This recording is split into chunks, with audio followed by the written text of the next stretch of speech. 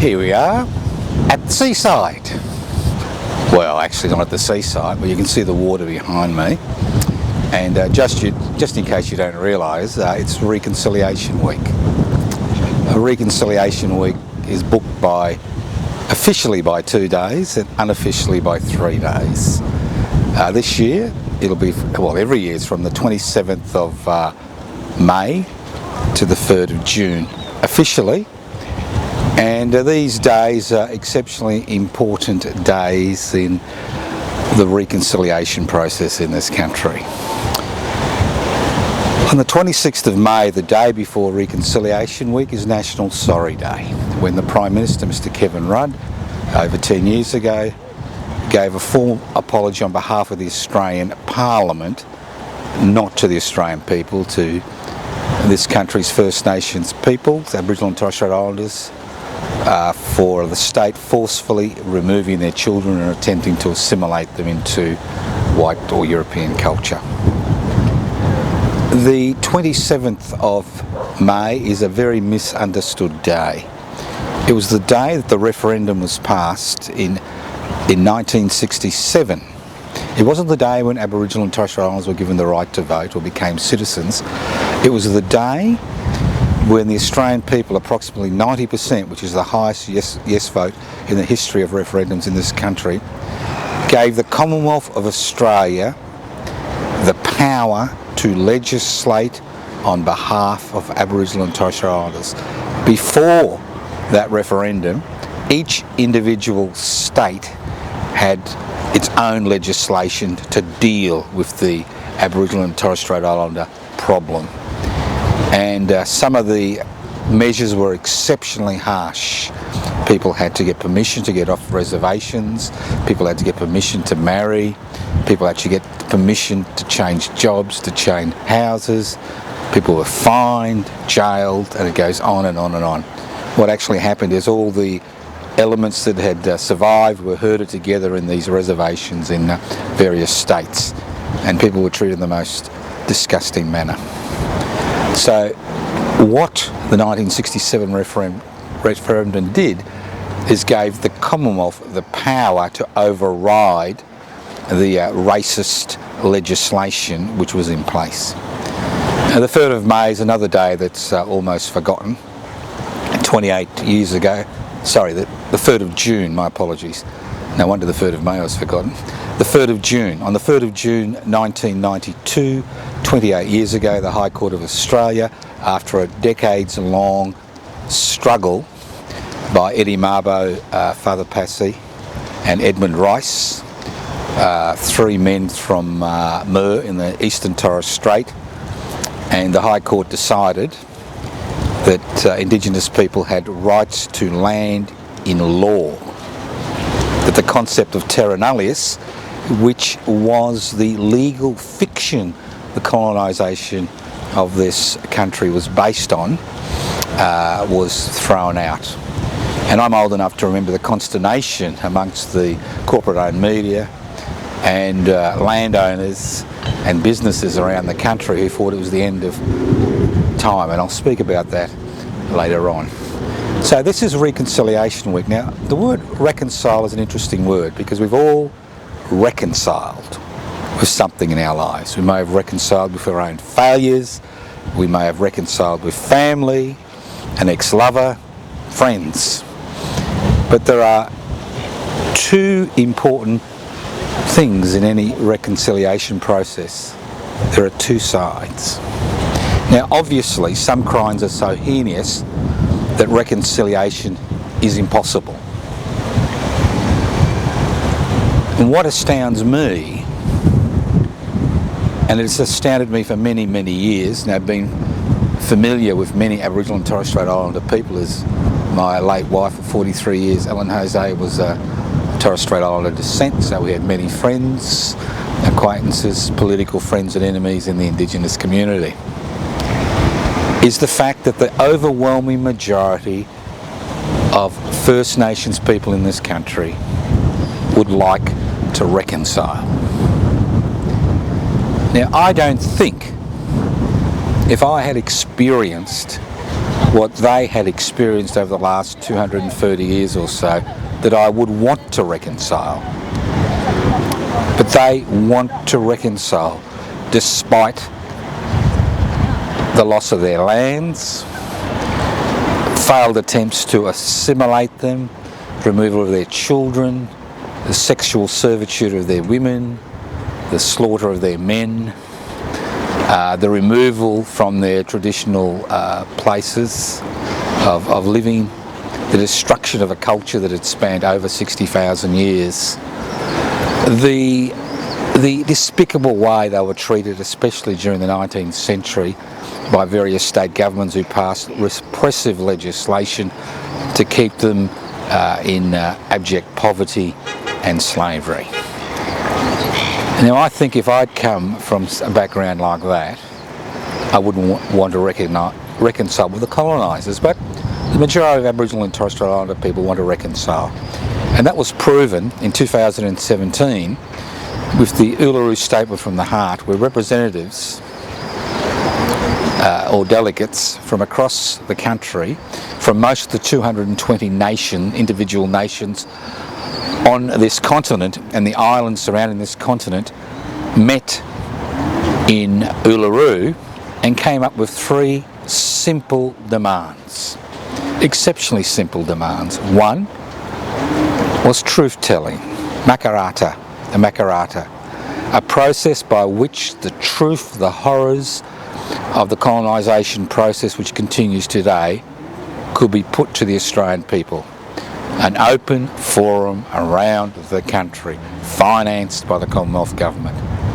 Because without truth, there's no reconciliation. The second request, and these weren't demands, was very simple.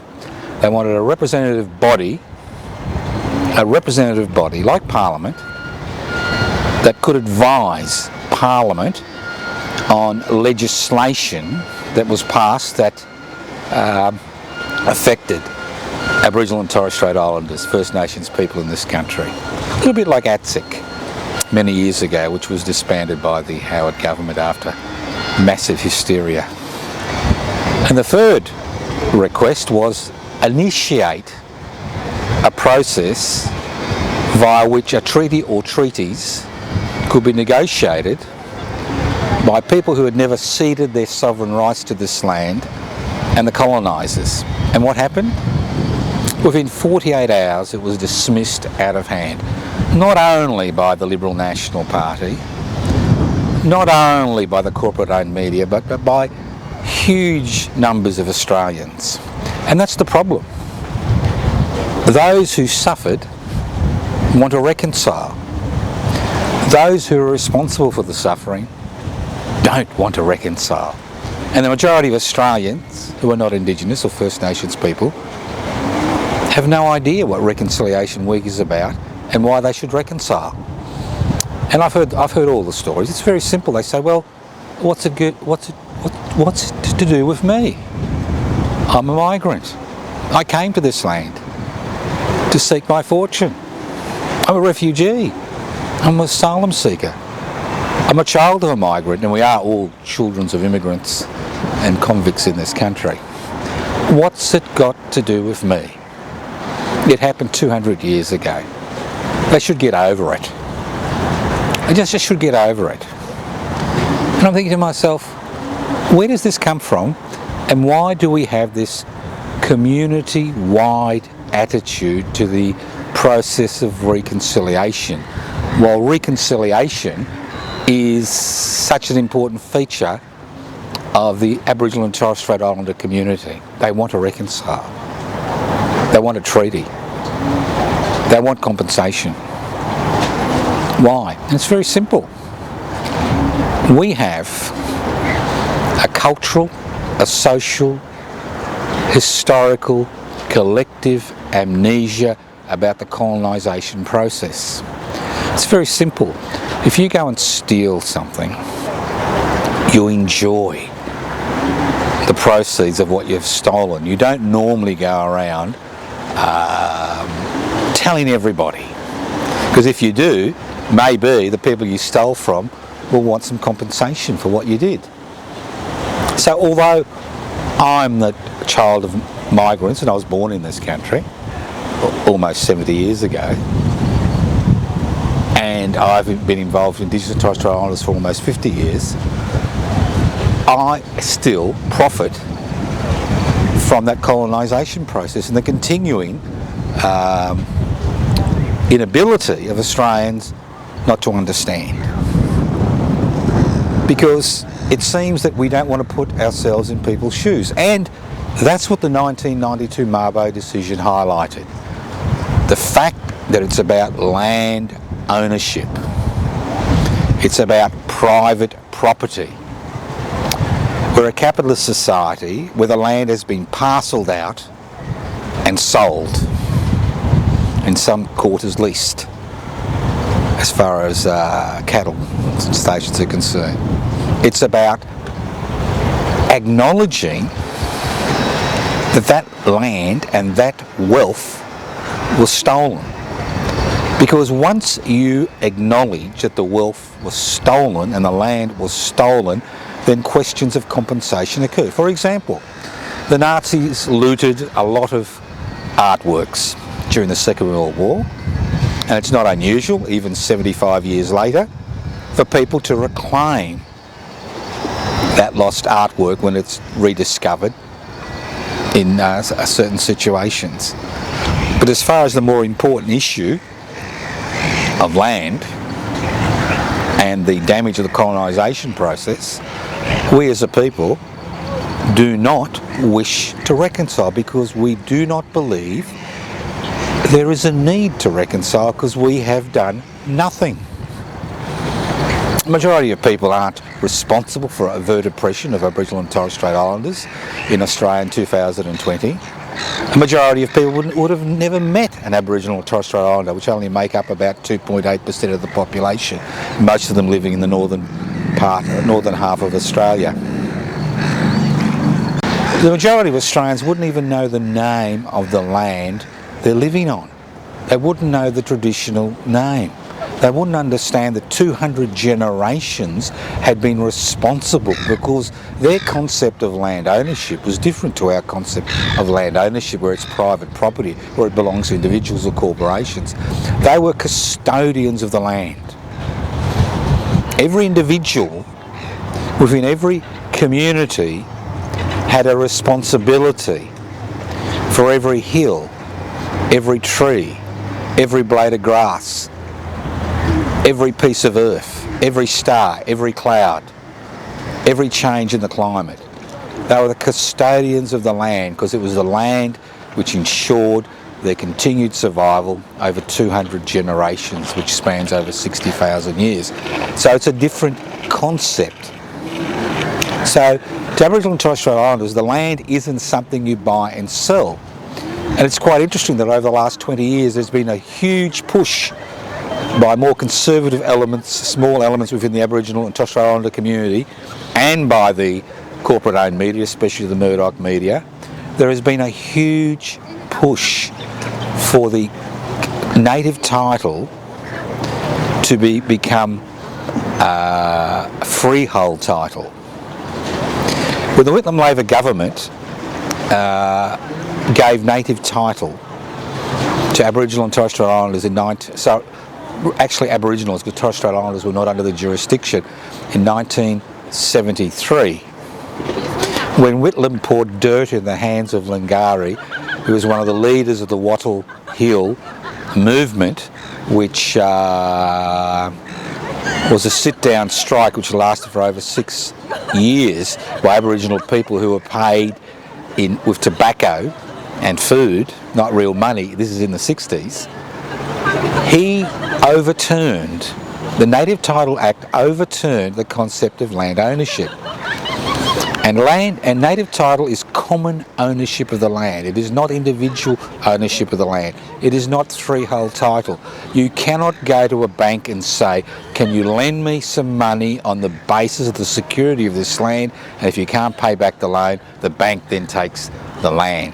That land is forever in the hands of the people who have that title as a group, not as individuals. So that reflected the different attitudes to the land. But going back to reconciliation, Reconciliation Week to me is important. It's important because the journey has not even started.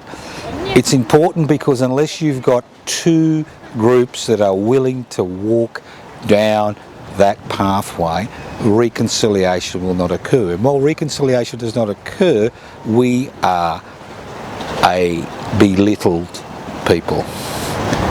We are not a nation because we cannot, as a people, accept what occurred. And I don't blame individuals, I blame a culture which has ignored and marginalised that historical account, which continues to ignore and marginalise and deny that historical account, which continues to celebrate Australia Day on the 26th of January, which was the day a penal colony was established at Port Jackson in 1788. Could you imagine the hue and cry that would have occurred if the Japanese Imperial Forces invaded Australia, let's say on the 4th of June, conquered Australia, and they are still here, and we celebrated Australia Day on the 4th of June to mark their coming? Could you imagine the hue and cry in this country? And even now, almost 75% of Australians don't understand what all the fuss is about Australia Day. So this is a common burden we all carry, because we have all profited from the colonisation process, and we continue to profit. We continue to profit from exploiting stolen lands. We continue to profit by not acknowledging First Nations sovereignty over the land. We continue to profit by refusing to compensate the first owners of this land. We continue to profit by denying that history. I'm sure most people don't deny the Holocaust, but what occurred in Australia was akin to the Holocaust, if not worse in many circumstances. The story is a story which we all find difficult to understand. But in a day of instant communication, the World Wide Web, the internet, the information at our fingertips, why don't you put in your search engine the word Reconciliation Week, or the word Indigenous massacres in Australia, or the word Mabo High Court case, or the word 1967 referendum, or Sorry Day, or the 26th of January. Why don't you put some words in your search engine from the 26th of May, National Sorry Day, to the 3rd of June, Mabo Day. Every day put one word. Find out what the traditional name of the land you're living in, the house you're leasing or renting or buying, or your holiday home, or where you're going for a holiday. Find out who the original owners were, whether there are associations which represent them. Think about it. Ultimately, reconciliation is a personal choice. We either take it up or we don't. If we take it up, we have the possibility of creating a more egalitarian community. If we don't, we will continue to suffer as a people, not just in our own eyes, but the eyes of the world as a whole, which laugh when we talk about human rights somewhere out there in the big wide world, while ignoring the story and the continuing aspects of the colonisation process, which ensure that Indigenous Australians die 10 to 15 years younger than the rest of the community, that are incarcerated up to 30 times more than the rest of the community, that they have an increased perinatal mortality, worse educational outcomes, and the fact that every nasty social engineering program always starts at Indigenous community, whether it's the basics card, whether it was work for the dole, it's always tried out in remote Indigenous communities. Reconciliation is important, should be important to you. But more importantly, you and I have failed. As adults, we have failed. My late wife, Ellen Jose, used to say, we have failed. It is the children who carry that spirit of reconciliation in their hearts. And it's important that during this week that you take up this question with your children. And it doesn't matter how young or old they are. I'll give you an example. When Ellen died 3 years ago, we set up a bursary, 4 bursaries, for the children in Bayside, the city of Bayside, where we lived for over a quarter of a century. And these bursaries include prep to grade 3, an artwork. They're described as reconciliation through their eyes. Prep to grade 3, 4 to 6, 7 to 10, 11 to 12, essays and poems for the older children, artworks for the younger children. Reconciliation through their eyes. Hopefully, future leaders from this younger generation will be in a position to understand that reconciliation is necessary, and a majority of us, whether we were born here, whether we were born overseas, whether we're here on temporary visas, whether we're here as tourists, whether we've been here for generations, understand that reconciliation is everybody's business.